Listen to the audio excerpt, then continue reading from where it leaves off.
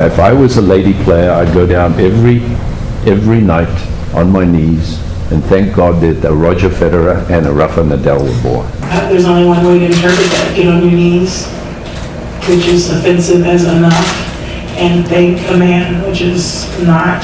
We as women have come a long way, and we shouldn't have to drop to our knees at any point. Able to wear undergarments, if You're you will? like the fifth person that's asked me Well, no, that. because What is going on? Since when did people start asking each other about in interviews about their underwear? How much weight have you lost to get into this shape right now? You did not just ask me that No, I'm question. just saying, you're like... What a forward young man you are. You're looking for in a man now to wear this clothes. I'm not looking for a man. Let's start there. If you could use makeup or your phone one last time, which one would you pick? Your makeup or your phone? Is this what you think girls have trouble choosing between? Yeah, absolutely. Is this men assuming that that's what girls would have to choose between? Now, the cell, not a question. Can you really go anywhere without your cell phone? Yes. How long can you go without looking at Twitter? Many hours. Hours. Many hours. I don't believe it.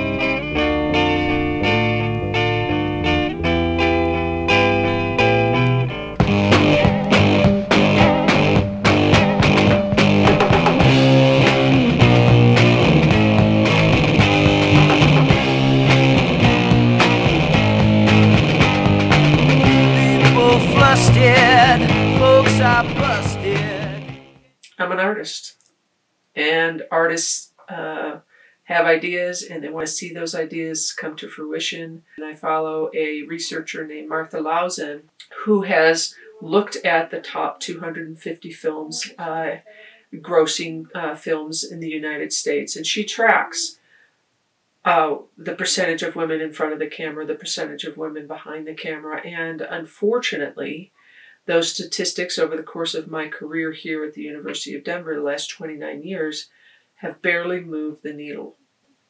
That's disappointing. So while the kind of national scope remains dismal, I remain hopeful. What do we do now?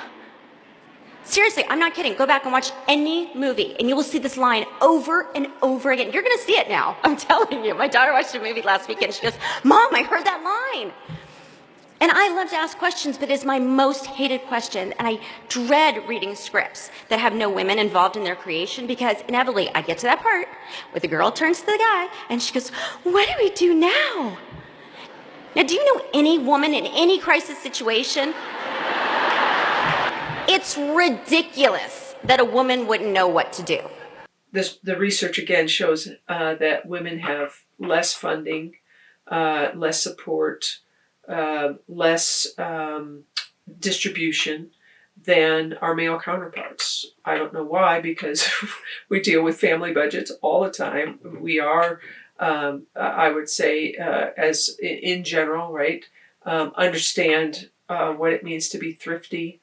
And I've had to be a thrifty, inventive, independent filmmaker my entire career. I mean, I was answering emails in the delivery room, delivering my last episode of 600. And so a woman's job never ends. You know, as a mother, you're not just a mother. You are in charge of making sure that the kids have somebody to be with them when I'm traveling, and somebody to get the groceries while I'm traveling, somebody to keep up with the laundry. I do have a husband, but he also works. So it's like that alone is emotionally taxing, you know, being away, working long hours. I always tell people that when you are a producer, if your talent or the rest of your crew wraps at 7 p.m., you're probably not wrapping till about 10 p.m., 11 p.m. Because there's always a debrief. There's always like prep for the next day. So that alone can be emotionally taxing. You know, the worry of the world is on your shoulders when you're supporting a shoot, but you're also supporting a family at home. And if you don't have a family, it's just as taxing, because then maybe people expect you to put even more hours into it. I hope that my work allows the next generation to seek freedom, seek truth, and at the end of the day, seek stories. Stories drive me and passion drives me. Oh, I get goosebumps even saying it. I have always said it's passion or nothing at all in my work. I never really thought of myself in positions where I could make an impact as a cinematographer or a leader in that way. And so seeing women in the film industry get recognition and just be seen for how they see the world, I think that was kind of the first time I was like, oh, this is possible, and it's something that I can accomplish. To my grandmother, Naji, they are immigrants. They are Holocaust survivors.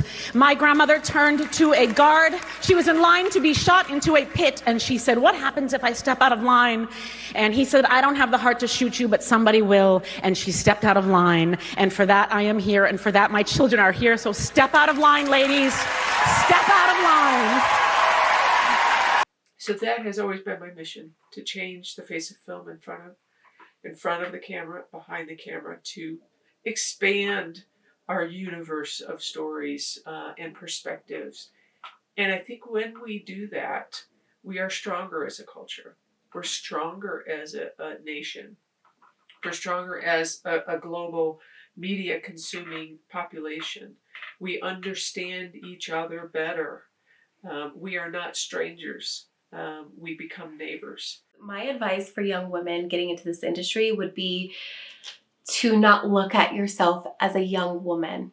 Identify as a young woman, of course, but look at yourself as a powerful, capable, strong woman, worthy of making as much money as she wants to. That's it. You have to believe that you're worth it, or you won't get it. Just believe that you're worth it. If you want to be a filmmaker, you can absolutely be a filmmaker. Invest in yourself.